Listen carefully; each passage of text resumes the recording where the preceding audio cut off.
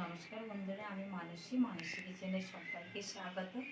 তো বন্ধুরা, আমরা সবসময় কিন্তু ভাবি গরম গরম, তো গরমে কিন্তু ডিমকে খাওয়া যাবে না। তো একঘেয়েমি খেতেও ভালো লাগে না। ডিমকে যদি একটু অন্যরকমভাবে খেয়ে থাকি তো অনেকেই খুশি হয়ে যাবে। তো বন্ধুরা, অনেকেই আবার ডিম খেতে পছন্দ করেন না। তো বন্ধুরা, এইভাবে বানালে, আমি আজকে যেভাবে বানাবো, সকলেই কিন্তু খেতে পছন্দ করবে। তো বন্ধুরা, প্লিজ আপনারা পুরো ভিডিওটি দেখতে থাকুন আমি কিভাবে আজকে ডিম বেসনের রেসিপি বানাই।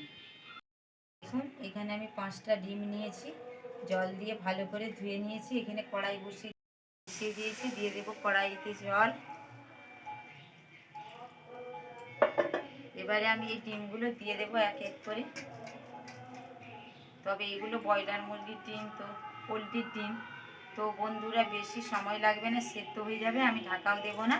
আর ততক্ষণ কি আমি এদিকে মশলাগুলো সব বেটে কুটে ধুয়ে পরিষ্কার করে বেটে নিচ্ছি। ডিমগুলো সেদ্ধ হতে থাক। দেখুন, এখানে নামমাত্র এই বড় চামচের 1 চামচ নিয়েছি পোস্ত, আর হাফ চামচ নিয়েছি সরিষে। তো আজকে এই রেসিপিটার জন্য এটা কিন্তু লাগবে, তবে খুব বেশি না, অল্প পরিমাণে হলেই হবে। তো এগুলোকে আমি ভালো করে শিলনোড়ায় বেটে নিয়ে আসছি, একদম মিহি করে।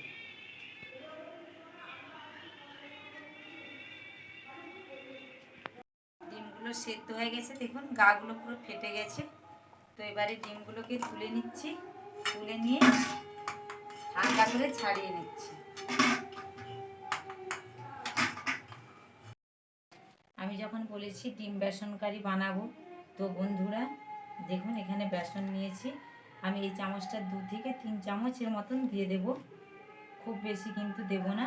তবে এটা একদমই নতুনত্ব রেসিপি বন্ধুরা, সবের সঙ্গে খাওয়া যাবে, আর খেতেও কিন্তু দুর্দান্ত লাগে। আমার রিকোয়েস্ট রইল, আমি যেভাবে বানাচ্ছি এইভাবে অবশ্যই আপনারা বাড়িতে বানিয়ে দেখবেন, খেতে দুর্দান্ত লাগে। স্বাদ অনুসারে দিয়ে দিচ্ছি লবণ, আর কয়েকটা কালো জিরে নিয়েছি। দেখুন এইভাবে হাত দিয়ে দলে দেব, এতে করে খেতে দারুণ লাগবে। দেখুন দিয়ে দিলাম একটু সামান্য, দেখুন আদা বাটা দিয়ে দিলাম।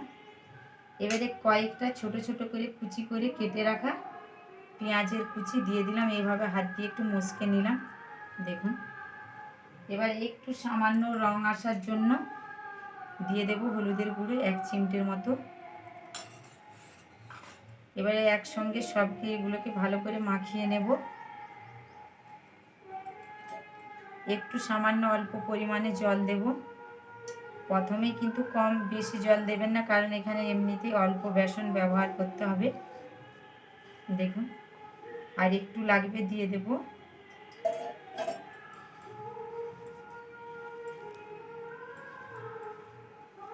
আর একটু সামান্য লাগবে।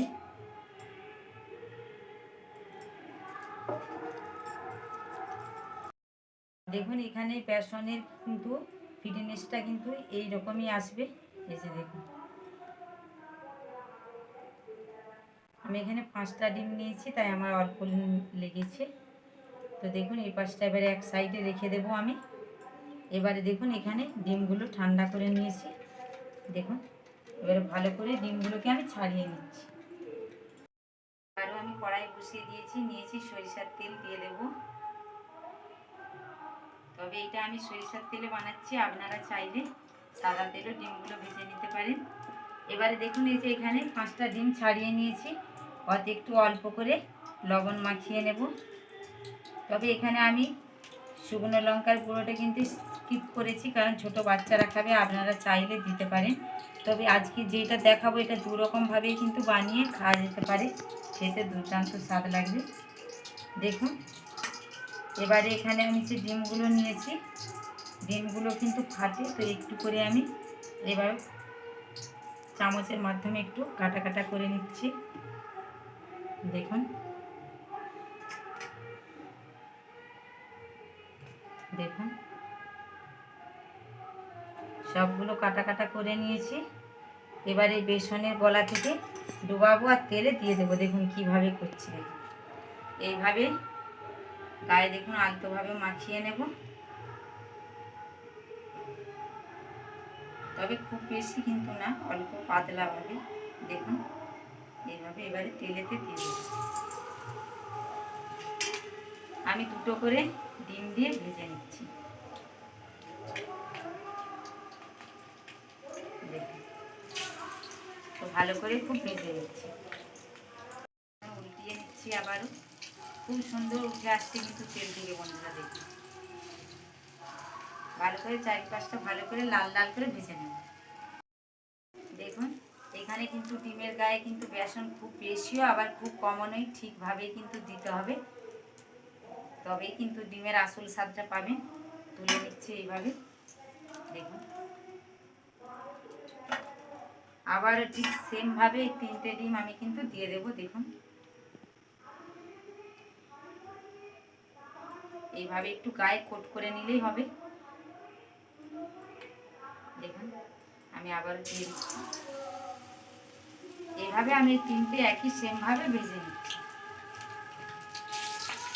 সব আমি ডিমগুলো তুলে নিয়েছি, তবে এখানে আমি বেসন ব্যবহার করেছি ঠিকই, কিন্তু বেসনের সঙ্গে এখানে আমি একটু খাবার সোডা এখানে ব্যবহার করা যাবে না, তাহলে বেসন আর ডিমের এখানে কিন্তু মজাটা পাবেন না। তো ওই তেলে আরেকটু আমি আবারও তেল দিয়ে দেব। তেল দিয়ে দিলাম। তেলেতে আমি আর কোনো কিছু ফোড়ন দেবো না, কারণ এতে কালো জিরে দিয়েছি।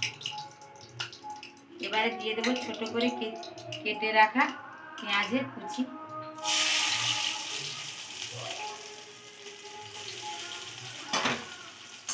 পেঁয়াজগুলো একটু নাড়ানাড়ি করে নিলাম। এবারে এতে দেখুন আদা বাটা, সামান্য একটু আমি রসুন নিয়েছি, আর এখানে টমেটো কুচি। তো দিয়ে দেবো আদা বাটা আর রসুন বাটা, এই 3টেকে আমি একসঙ্গে ভালো করে ভেজে নিচ্ছি।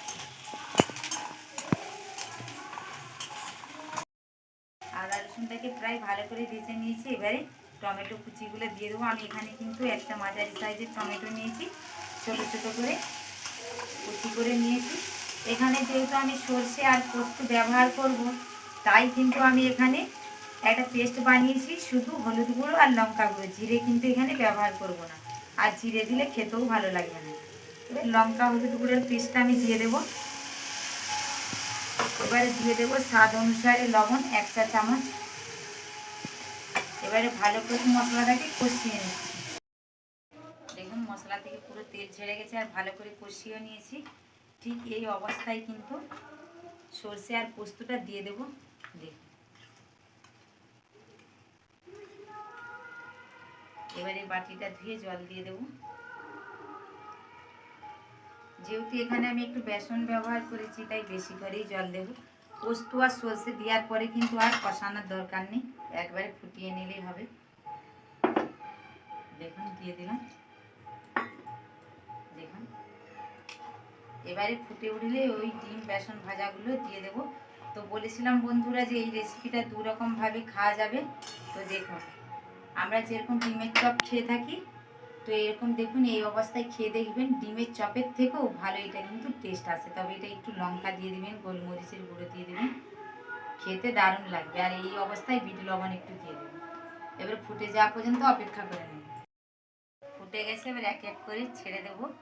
তবে এখানে খুব বেশি ফোটাবার দরকার নাই, আর একটু যদি গ্রেভি গ্রেভি খেতে চান একটু বেশি করে এখানে জল দেবেন, কারণ এইটা তো হচ্ছে বেসন, একটু টেনে নেবে। একটা রেখে দিলাম আমার ছেলের জন্য, ভাজা খাবে। তো এইগুলো দেওয়ার পরে আর একটু ফুটিয়ে আমি কিন্তু নামিয়ে নেব। ডিমগুলো দেওয়ার পরে দেখুন বেশিক্ষণ কিন্তু ফোটায়নি, তবে এই অবস্থায় নামাচ্ছি। একটু পরে দেখবেন বেসনে অনেকটাই গ্রেভি কিন্তু খেয়ে নিয়েছি। তো বন্ধুরা দেখুন ঢেলে নিলাম।